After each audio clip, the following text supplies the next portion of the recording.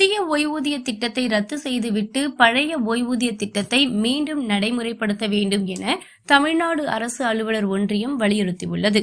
தமிழ்நாடு அரசு அலுவலர் ஒன்றியம் அரசு அங்கீகாரம் பெற்ற அமைப்பாக பதிவு செய்யப்பட்டு 100வது ஆண்டை எட்டுவதையொட்டி அதன் 100ஆண்டு விழா மற்றும் சென்னை மாவட்ட மாநாடு சென்னையில் நடைபெற்றது.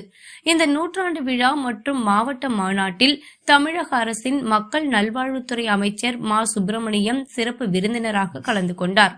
அப்போது பேசிய அவர், தமிழ்நாடு முதலமைச்சர் மு. க. ஸ்டாலின் அவர்களும் தமிழக அரசும் எப்பொழுதும் அரசு அலுவலர்களுக்கு ஆதரவாகவும் துணையாகவும் இருக்கும் என்று தெரிவித்தார்.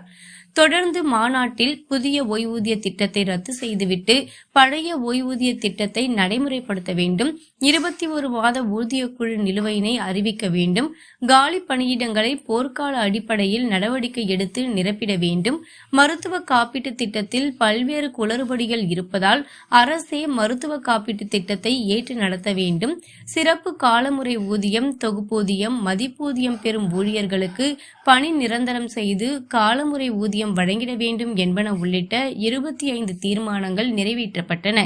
தொடர்ந்து செய்தியாளர்களை சந்தித்த தமிழ்நாடு அரசு அலுவலர் ஒன்றியத்தின் மாநில தலைவர் அமிர்தகுமார், தமிழக அரசு உடனடியாக போர்க்கால அடிப்படையில் தங்களின் கோரிக்கைகளை நிறைவேற்ற வேண்டும் என கேட்டுக்கொண்டார்.